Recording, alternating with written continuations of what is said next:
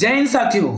निंदा से घबराकर अपने लक्ष्य को ना छोड़, क्योंकि लक्ष्य मिलते ही निंदा करने वालों की क्या बदल जाएगी, राह बदल जाएगी। तो ध्यान रखना। नमस्कार साथियों, मैं आप सभी के बीच में लेके आ चुका हूं बीएसटीसी 2024 की तैयारी कैसे करें। जो बच्चे अभी 12th का बोर्ड का एग्जाम दे रहे हैं, उनके एग्जाम के बाद आपको कैसे तैयारी करनी होगी और आपको 450 नंबर लाने का आपको सही तरीका कैसे रहेगा और कहां से तैयारी करें, कौन सी बुक पढ़े, यानी सभी संपूर्ण जानकारी पे बात करूंगा। और आवेदन कब से शुरू हो रहे हैं उसके बारे में संपूर्ण जानकारी पे चर्चा करूंगा। मैं आप सभी विद्यार्थियों से कहना चाहूंगा कि वीडियो को पूरा देखिए, अपने सभी साथियों को शेयर जरूर करें। तो चलिए हम आगे बढ़ेंगे।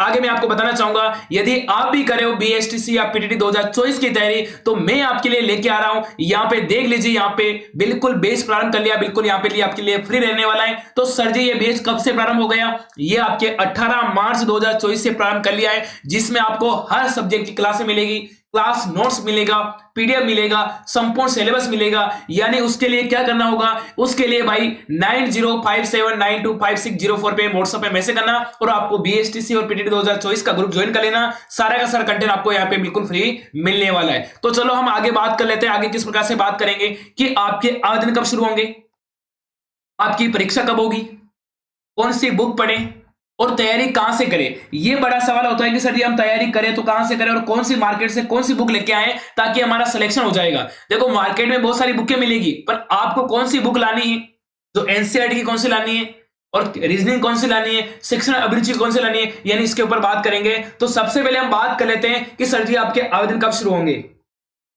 मैं आपको बता दूं, 2019 में आपके समय पे एग्जाम हुआ, मई जून में आपका एग्जाम होता था। जैसे ही 2020 में आपका कोविड लगा था, 2020 की बात कर रहा हूं, तो 2020 में कोविड की वजह से एग्जाम थोड़ा लेट हुआ था और 2021 में भी थोड़ा एग्जाम लेट हुआ था।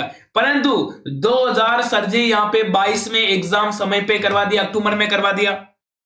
2022 की बात कर रहा हूं, 2022 की बात करें, 2022 में आपका एग्जाम 8 अक्टूबर को आपका एग्जाम हो गया। चलो ठीक है। अब धीरे धीरे हम 2023 की बात करें, 2023 में वापस एग्जाम कब हुआ? 2023 में सर एग्जाम हुआ अगस्त महीने में। कब हुआ? 28 अगस्त को हुआ। यानी अगस्त, सितंबर, अक्टूबर, यानी 2022 में 2 महीने बाद एग्जाम हुआ था और 2023 में 2 महीने पहले एग्जाम हुआ था। अब बात आती है सर जी 2024 में एग्जाम कब होगा? तो 2024 में एग्जाम 2 महीने पहले, यानी जून जुलाई या जुलाई अगस्त में आपका एग्जाम हो जाएगा। जुलाई में आपका एग्जाम हो जाएगा। अब हमारे पास समय कम रहेगा, तो तैयारी कहां से करेंगे? परीक्षा आपकी जुलाई महीने में होने वाली है। परीक्षा मैं बता दूं, परीक्षा आपकी सर जी जुलाई या फिर आपकी अगस्त महीने में आपकी परीक्षा होगी। किसकी? बीएसटीसी 2024 की। तो आपको ध्यान रखना, धीरे धीरे सेशन समय पे हो रहा है। आपका 22 में थोड़ा लेट हुआ, 23 में थोड़ा और जल्दी आया, 2024 में आपका जुलाई अगस्त में आपका एग्जाम हो जाएगा। जुलाई के अंत में या फिर अगस्त के फर्स्ट वीक में आपका एग्जाम हो जाएगा। सर जी समय कम रहा है, हमने 12th का एग्जाम दे दिया है, बोर्ड का एग्जाम से हम फ्री हो गए। अब हमारे पास कोई टाइम, अब कोई काम नहीं है, तो अब हम क्या करेंगे? बीएसटीसी का एग्जाम देंगे, उसकी तैयारी करेंगे प्री एग्जाम की। तो बात कर लेते हैं सर जी इसके आवेदन कब शुरू होंगे। तो इसके आवेदन सर जी आपके शुरू होंगे अप्रैल मई में, यानी सर जी आपके अप्रैल मई में इसके आपके आवेदन शुरू हो जाएंगे। या तो 15 अप्रैल के बाद में या फिर मई के फर्स्ट वीक में आपके ऑनलाइन आवेदन शुरू हो जाएंगे। ध्यान रखिए, इस बार आपके अप्रैल मई में बीएसटीसी के आवेदन शुरू हो जाएंगे। बात करेंगे सर जी कौन सी बुक पढ़ें। वीडियो को छोड़ के मत जाओ मेरे भाई, वीडियो को छोड़ के मत जाना, आपको मैं हर जानकारी बताऊंगा। और एक बार दिए गए नंबर पे अभी मैसेज कर लीजिए, सारा का सारा कंटेंट फ्री मिलेगा। यहाँ पे नोट्स, पीडीएफ, क्लास पीडीएफ, आपको सिलेबस संपूर्ण फ्री मिलेगा। तो दिए गए नंबर पे एक बार मैसेज कर लीजिए। चलो आगे हम बात करेंगे सर जी कौन सी बुक पढ़े। मार्केट में जगह जगह पे, जगह बुक स्टोर पे बहुत सारी वैकेंसी बुक्स, बहुत सारी भर्ती की, बहुत सारी यहाँ पे अलग अलग कंपनी की आपको मार्केट में बुक मिलेगी। पर आपको मार्केट से केवल एक बुक लेके आनी। कौन सी? एक लेके आनी सर जी, उसका नाम है रीजनिंग। रीजनिंग में सर जी 50 में से हम 50 क्वेश्चन सही करेंगे। पिछला रिकॉर्ड उठा के देख लो 2023 का, मेरे स्टूडेंट के 50 में से 49 क्वेश्चन सही हुए। देख लो, केवल एक क्वेश्चन गलत हुआ है, वो भी जल्दबाजी की वजह से। मेरा टारगेट रहा था कि 50 में से जो 50 सही करेगा उसको यहाँ पे 5000 का इनाम उदयपुर क्लासेस की तरफ से मिलेगा। यदि आपको भी 5000 का इनाम चाहिए तो आपको रीजनिंग में 50 में से 50 क्वेश्चन सही करने, 50 में से 50 क्वेश्चन। अब देख लीजिए तुम्हारे सामने है। तो आपको रीजनिंग के लिए लेके आना रामनिवास मथुरिया। रामनिवास मथुरिया मेरे पास बुक है और आपको भी लेके आना है। रीजनिंग में अच्छा स्कोर करना है तो रामनिवास मथुरिया बुक लेके आना है।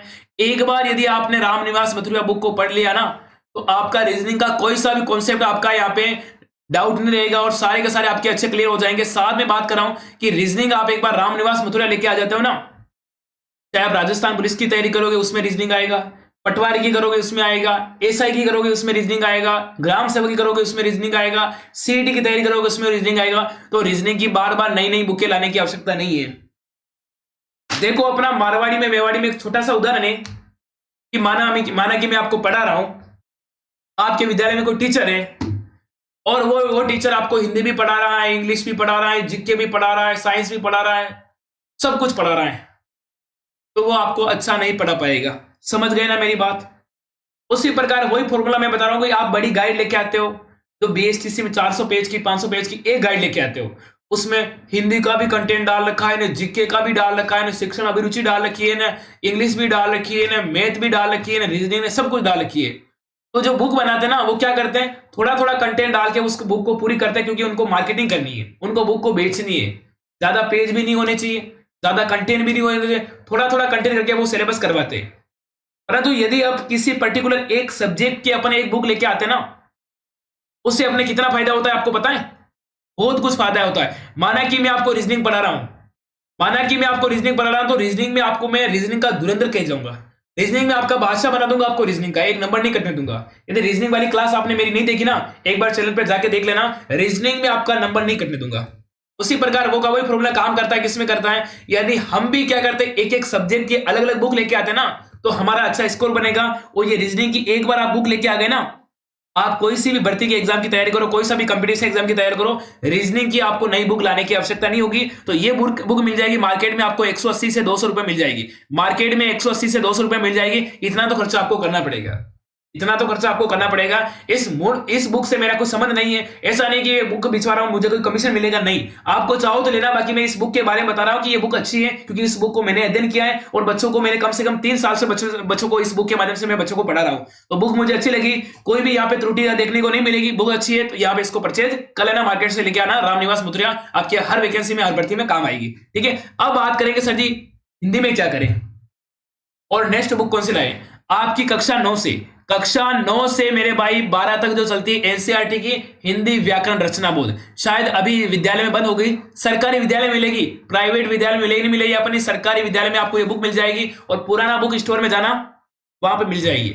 आपके स्कूल में जाना जहां पे आपने क्लास 12th पास की है, जहां पे आपने पढ़ाई की है, उस स्कूल में जाना और कहीं रद्दी में ये बुक मिल जाए तो अच्छी बात है, इस बुक को लेके आ जाना। इस बुक के डायरेक्ट प्रश्न आपको मिलेंगे और इसका समझने का तरीका आसान रहेगा, क्योंकि एनसीईआरटी माध्यम बुक है और इस बुक से आपका बीएसटीसी में 100% question direct as it is बनता है, डायरेक्ट, कोई बदलाव नहीं होता है, डायरेक्ट यही से छपता है। तो ध्यान रखना, एनसीईआरटी की बुक आपको विद्यालय मिल जाएगी। अपने जहां पे भी सरकारी विद्यालय में आपने कक्षा 12वीं पास की है, 12वीं का एग्जाम दिया, जहां से आपने पढ़ाई की है, उस विद्यालय में जाना, सर से रिक्वेस्ट करना कि सर जी मुझे हिंदी व्याकरण रचना बोध की बुक चाहिए, तो वो बता देंगे।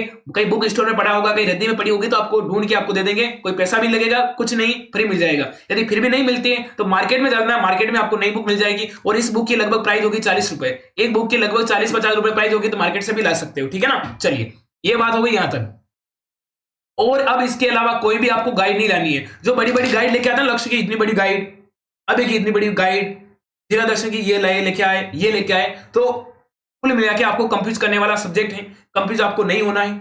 मार्केट में बहुत सारी बुकें हैं, आपको जो ही लानी है, जो आपको पढ़ना है, फालतू की बुकें आपको नहीं लानी है। मैं दोबारा उसी उदाहरण को रिपीट कर रहा हूं कि आप, एक टीचर होता है वो सारी सब्जेक्ट पढ़ाता है, आपको अच्छे से नहीं पढ़ा पाएगा। यदि एक टीचर को जिम्मेदारी बोल दे कि भाई तुझे मैथ पढ़ानी है, तुझे रीजनिंग पढ़ानी है, तुझे शिक्षण अभिरुचि पढ़ानी है, तो वो आपको उस टीचर उस सब्जेक्ट में धुरंधर होगा, वो अच्छा से अच्छा पढ़ा पाएगा। अब मेरे को बोल दे कि सर आप इंग्लिश पढ़ाओ, तो मैं नहीं पढ़ा पाऊंगा। हाँ, पढ़ा तो लूंगा पर घास काटने वाला काम करूंगा। और यदि मुझे कोई बोल दे कि सर आप रीजनिंग पढ़ाओ, तो रीजनिंग में मैं आपका एक नंबर नहीं करना दूंगा, रीजनिंग आपको अच्छे से अच्छे पढ़ाऊंगा। इसीलिए कहता हूं कि आप हर सब्जेक्ट की अलग अलग बुक लेके आओ, मिक्स मसाला मत लेके आओ। मिक्स में लेके आओगे तो आपका कॉन्सेप्ट क्लियर नहीं होगा। और जो बुक बनाते हैं वो क्या करते हैं, थोड़ा थोड़ा कंटेंट डाल के, हाँ लोक देवता पढ़ा रहे हैं, लोक देवता के बारे में ऊपर ऊपर से डाल दिया, कंटेंट डाल दिया और लोक देवता टॉपिक खत्म।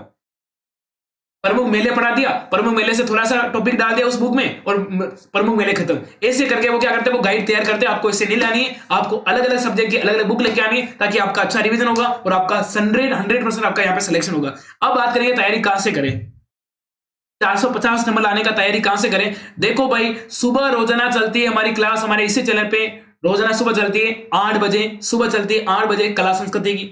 और जो विद्यार्थी पशुपालन यानी पशु परीक्षा की तैयारी कर रहा है उसके लिए सुबह कला चलती है 9 बजे, राकेश सर कराते हैं। उसके बाद हिंदी व्याकरण होगी शाम को 5 बजे, शाम को रोजाना 5 बजे हिंदी व्याकरण की होगी, जो बीएसटीसी और पीटीटी वाले बच्चों के लिए होगी।